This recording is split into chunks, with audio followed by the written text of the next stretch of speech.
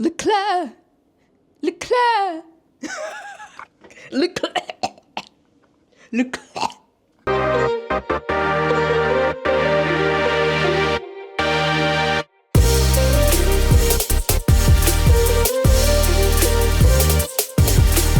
Here was the game plan for the Miami Grand Prix weekend. Instead of staying in Miami, I booked my hotel in Boca Raton. And honestly, it was one of the smartest decisions I made. The further you stay from the circuit, the better the hotel prices, and the less traffic you have to fight.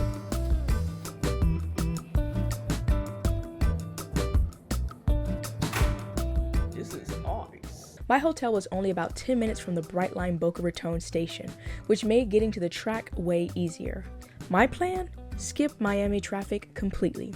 I took the Brightline from Boca to Aventura, where Brightline offers a complimentary shuttle straight to the Miami International Autodrome. About 30 minutes on the train, then straight into shuttle lines. The process was surprisingly smooth. They loaded around 50 people per bus, and the line moved fast with almost no waiting. Once aboard, it was another 20-minute ride to the circuit. We got dropped off at Lot 16, and from there, it was about a 5 to 10-minute walk to the gates.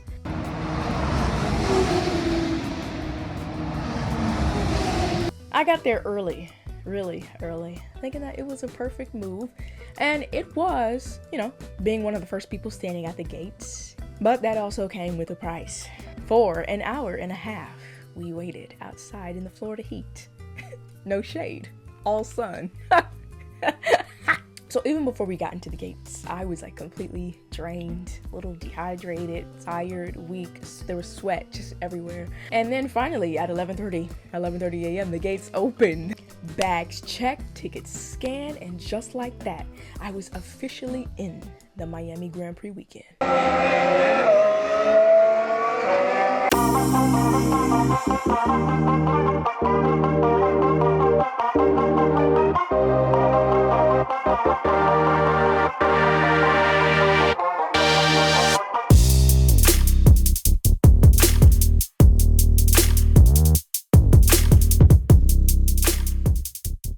I had one mission.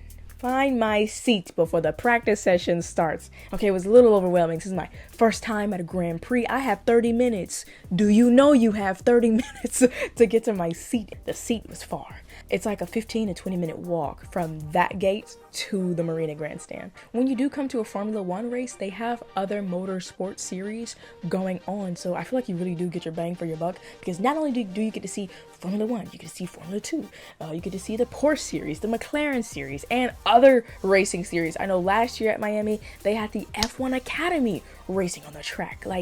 It's so cool, and I feel like it opens you up to a greater world of motorsports. Thankfully, the official Formula One Miami Grand Prix app made navigating the circuit easy with live schedules and an interactive map. Everywhere I looked, there was something happening. Fans testing their skills in the F1 racing simulators, others trying their hand at pit stop challenges, seeing how fast they could change a tire like a real crew member.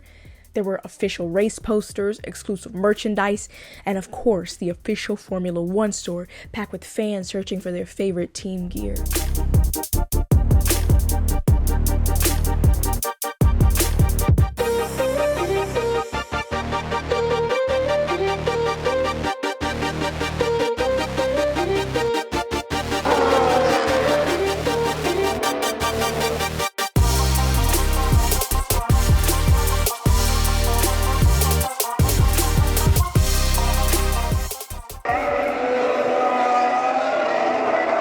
Lando had the fastest lap, SQ1. Charles Leclerc had the fastest lap, SQ2.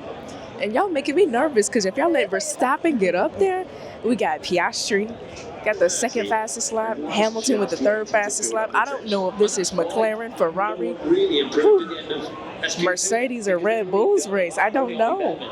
And just like that, sprint qualifying was over. What started as a long day in the Florida heat ended with a huge result. After setting the fastest lap of the entire session, Lando Norris comes away with P1, securing the front row starting position for tomorrow's sprint race. Now with the track beginning to clear and the sun starting to drop, it was time to make the journey back through gate 3, back to the shuttle, back to Brightline, and one more train ride from Aventura back to Boca Raton to rest up, because tomorrow Race weekend continues. All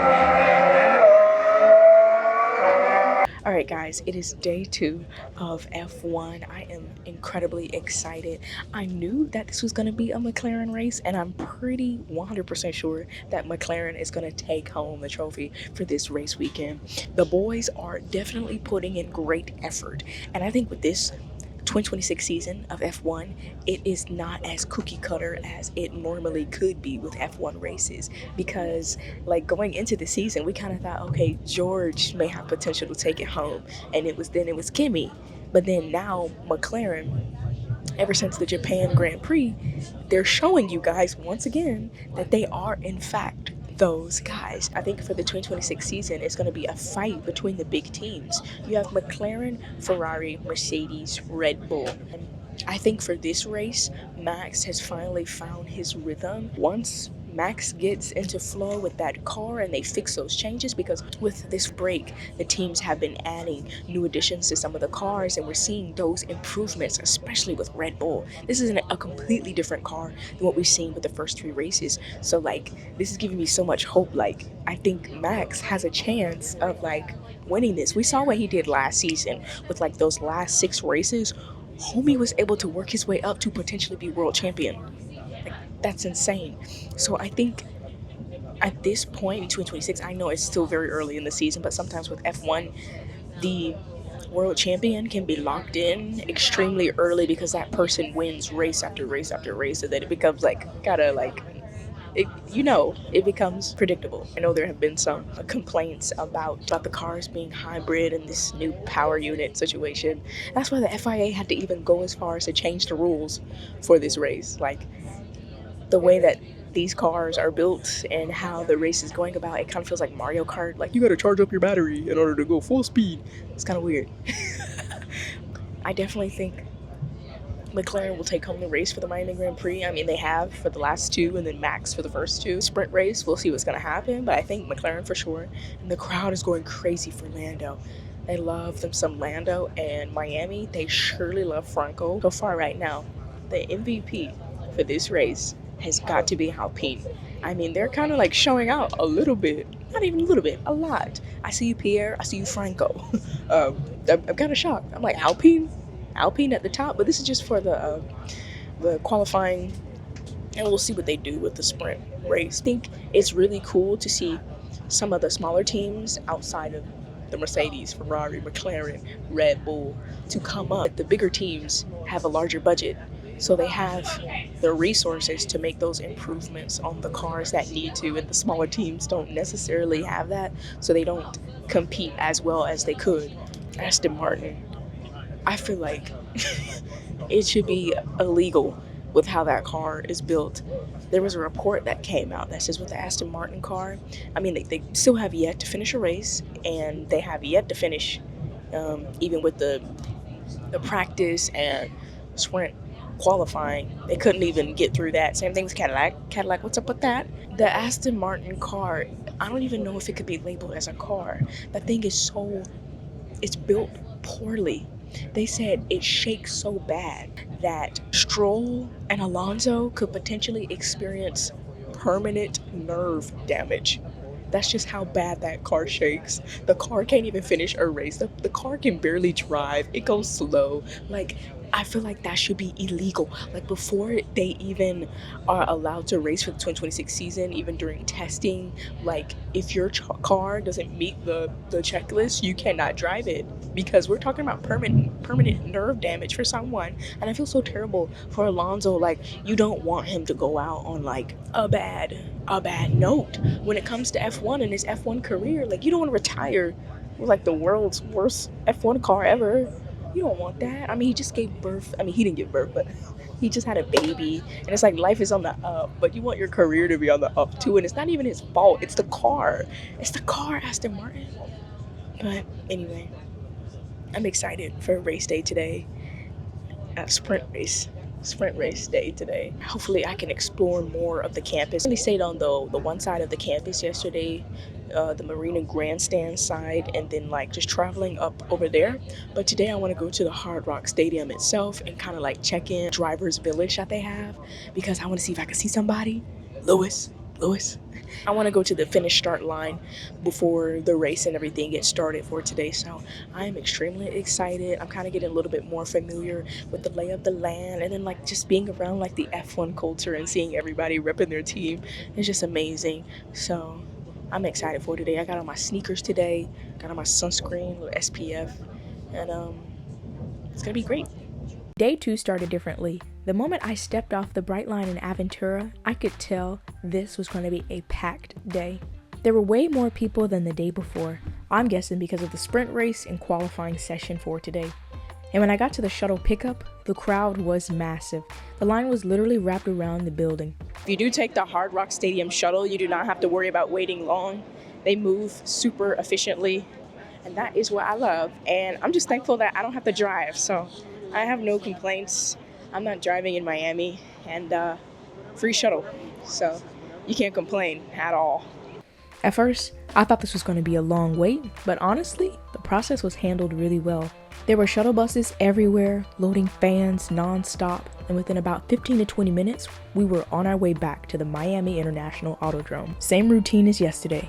Off the shuttle, the walk toward Hard Rock Stadium, bags checked, tickets scanned, and back inside the circuit.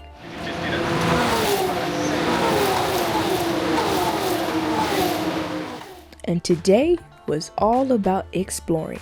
With about 2.5 hours before the on-track action really got going, I finally had time to experience everything this place had to offer. And the first stop? Car Alley. This was easily one of the coolest parts of the entire weekend. Lined up were race cars from multiple series competing throughout the weekend, cars you could actually walk right up to and see from just a few feet away. I saw cars from the McLaren Trophy Series, the Porsche Series, all displayed inside mini garage setups that made you feel like you were walking through the paddock. As a motorsports fan, moments like this make you stop, slow down, and take it all in.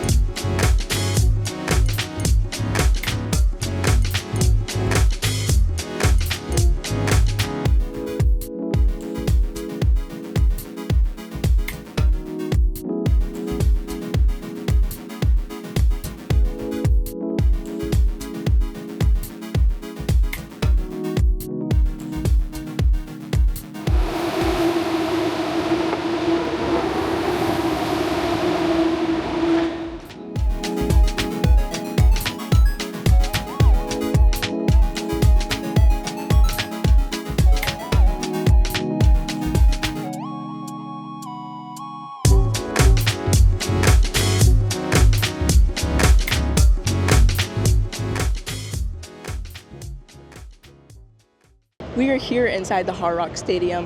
This is an amazing place. If you just want to come here, rest, relax, because the air is so cool in here, especially like if you have like seats that are in the sun, you may want to catch a couple of sessions here in the Hard Rock Stadium. This is my first time at the Hard Rock Stadium. This is a beautiful stadium. I will be here to catch a few football games.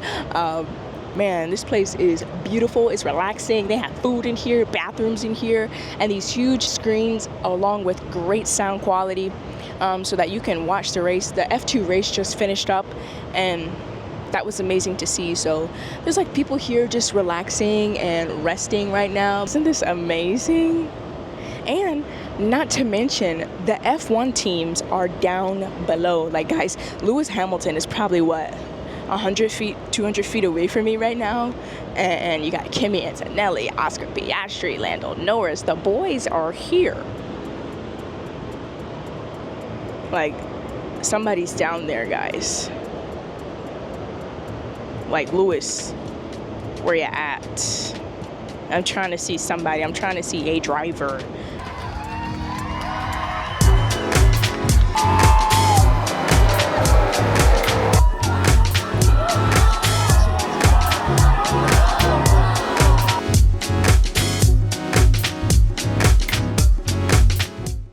After Lando Norris won the sprint race, I made my way over to the west side of the circuit, and almost immediately, the energy felt different. This side of campus definitely felt more alive. There was more happening, more fans, more cars on display, and honestly, just more to experience. There were way more food options, lounge spaces, and complimentary activation areas to explore. What really made this side special was the start-finish grandstands and the team garages, and some of the best opportunities to feel the intensity of a race weekend up close. After spending over an hour on this side of the circuit, I can honestly say this became my favorite area of the entire campus. And if I come back, when I come back to the Miami Grand Prix next year, I'd seriously consider either sitting on this side of the track or maybe investing in a flex pass so I can experience even more of what the circuit has to offer.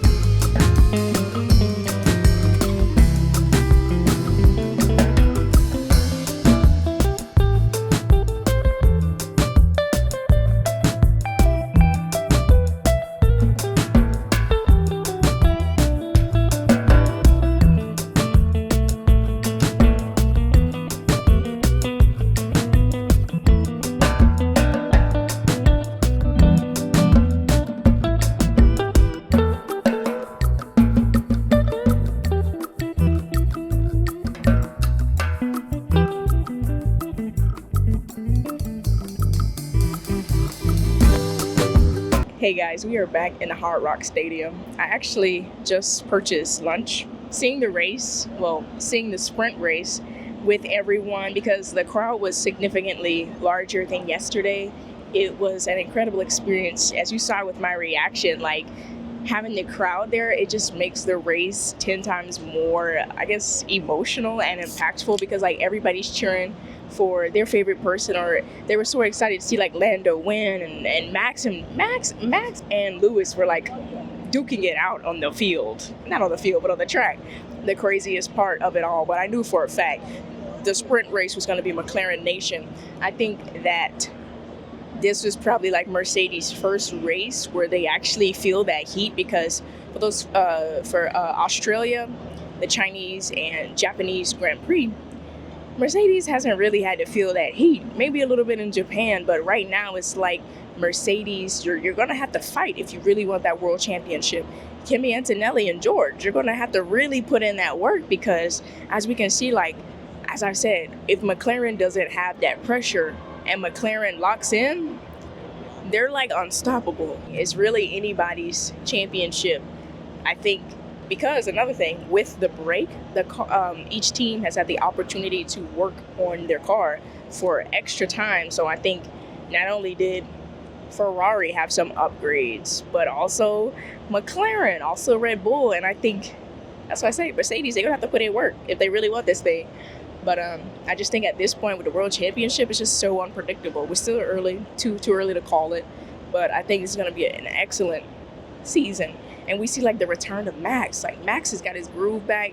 It was never his fault. It was like the car. The car was just having a lot of issues. So many people here in the stadium because we still have like 2 hours before qualifying starts. I had an opportunity to walk around the entire track after the sprint race, and that was incredible. I say if you really want to have a good time, you need to stay in the West Campus. West Campus is where it's at. They have the best food, the best interactive activities. They have all the stores, everything that you would possibly need. And I had the opportunity, you guys saw, what I would recommend if you really want to like get a view of the campus, like after each race, you can go into any grandstand and any turn section. They don't check, tickets in between races. So I had the opportunity to go to the finish and start line and see like Lewis and Charles's garage, the Ferrari garage, and that was just like so incredible to see. So like that's just a word of advice. If you can travel like anywhere throughout the track and have a good time and then also get different points of view of the race, which is what I would highly recommend. I'm hungry now, so I'm gonna eat these chicken tenders and fries and just chill because it's extremely cool and I'm tired. This is the F1 driver's parking lot. This red truck is Isaac's truck. That red Ferrari is Charles Leclerc's beautiful red Ferrari. Guys, look, it's even clearer. When you zoom into the post, this is Haas's car. Haas. Guys, no way. Alpine. So like most likely the cars that Franco and Pierre are leaving in. Then you have Audi, which Gabby and Hulkenberg will be leaving in. More Audi cars, Audi. And of course, as I told you before, this is Charles's car. I saw him get in that one the other day. And then this one is Lewis. One of those other Ferraris over there is probably Lewis's car. This is the inside scoop.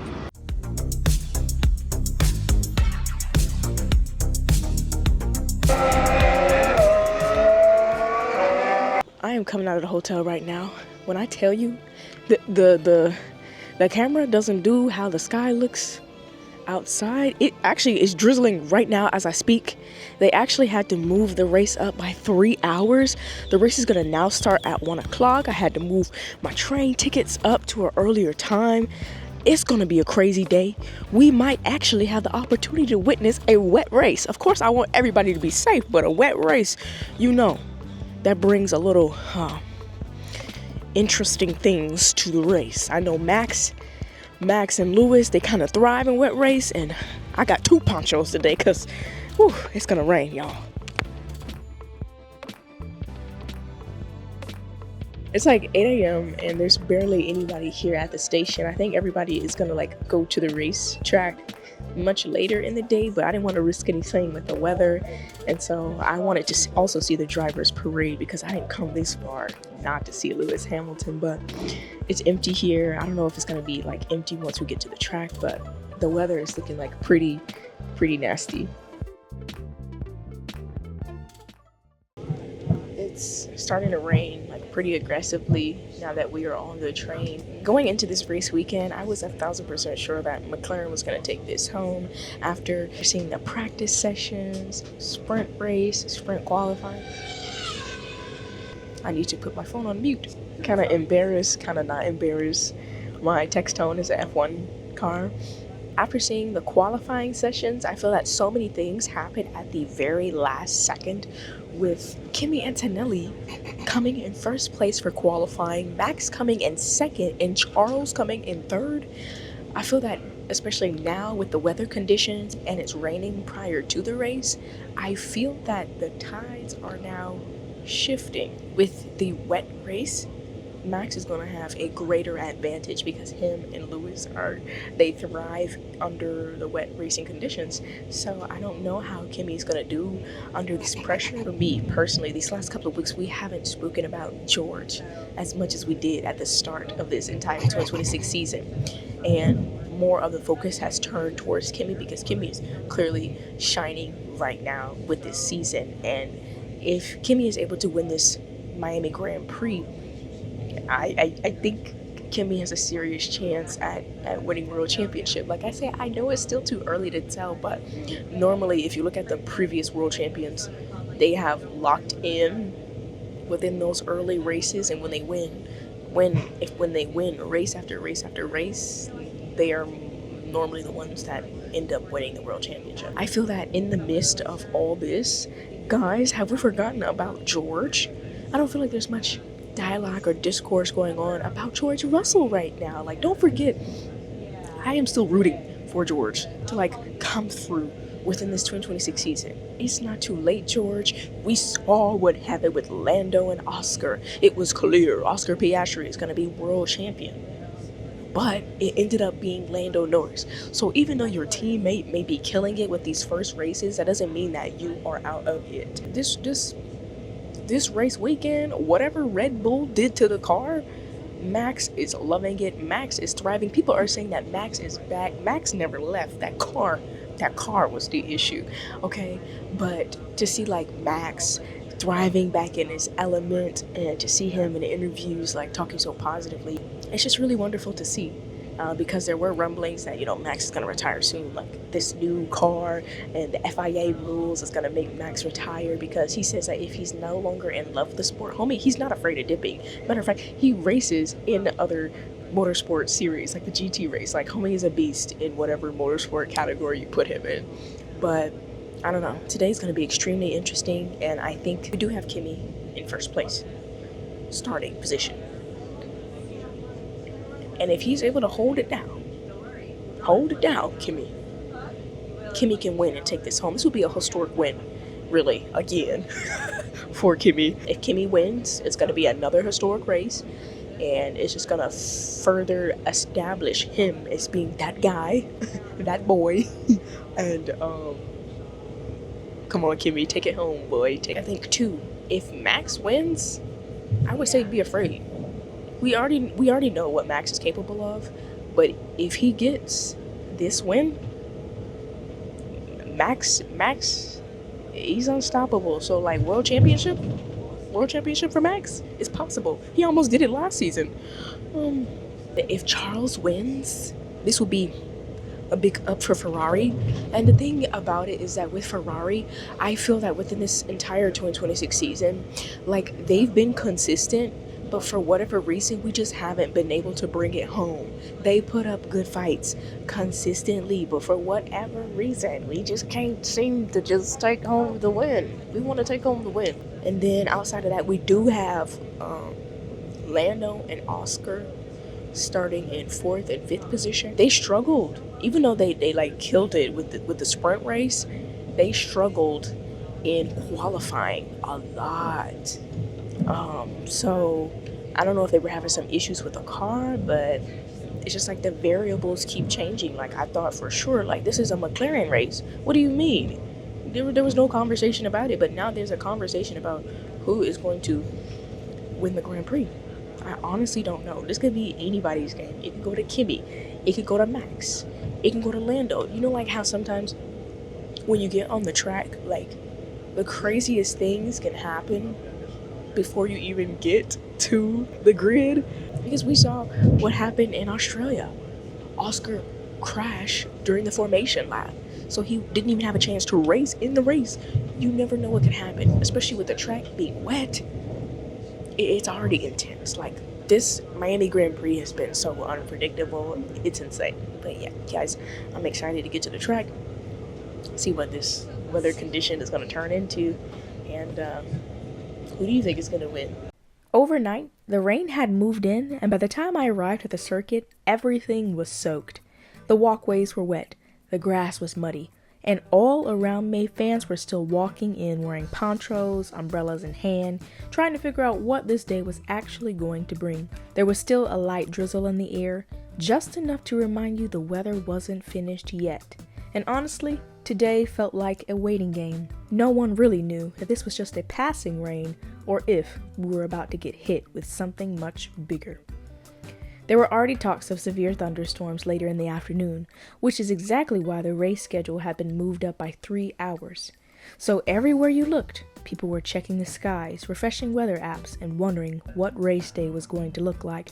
The air still had the Florida humidity, that heavy, muggy feeling. But for the first time all weekend, there was no blazing sun. And honestly, I was thankful for that. Still humid, still sticky, but definitely cooler than the last 2 days. Now all that was left to do was wait and see what race day had in store. At this point, I was taking a quick break in one of the cafe areas in the middle of the circuit, trying to eat as fast as I could before the driver's parade was supposed to start.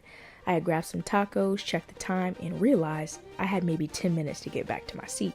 There was a bridge nearby that would have cut my walk down significantly, but the moment I got there, security had blocked it off. And instantly, I knew this was a problem. Because if the bridge stayed closed, there was a real chance I was going to miss the driver's parade. But something told me just wait a minute. So I stayed. And then I started hearing people around me getting louder, saying, wait, Kimi's up there. Kimi's about to walk through. And I'm like, wait, what? So I immediately pulled out my phone. And sure enough, Kimi Antonelli, the same driver I have been talking about all weekend, walked right past me.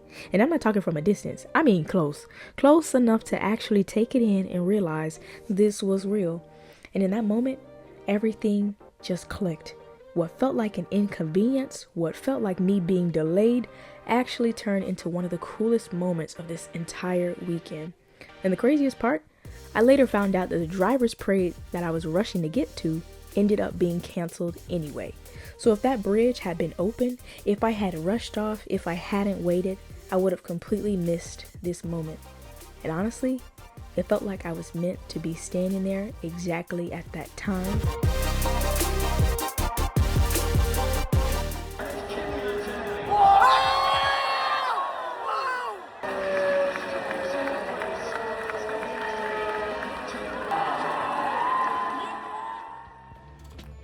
And just like that, my first Miami Grand Prix weekend came to an end. 3 days, thousands of steps, early mornings, late nights, Florida heat, unexpected rain, train rides, shuttle lines, and moments I honestly never could have planned for. From learning how to navigate the circuit, to exploring every corner of the campus, to hearing the cars roar past in person, to unexpectedly seeing Kimi Antonelli up close, this weekend became so much bigger than just watching a race. It was the fans, the atmosphere, the energy, the sound of the engines shaking the grandstands. And just when I thought this weekend couldn't get any better, at the end of the race, they opened the gates. And suddenly, thousands of fans were running onto the track for the podium ceremony. And I still can't believe I got to be one of them. Standing on an actual Formula One race circuit, surrounded by fans from all over the world. That's a moment I'll never forget. Because after this weekend, I realized something. Formula One isn't just something you watch. It's something you experience. And honestly, I already know. I'll be back.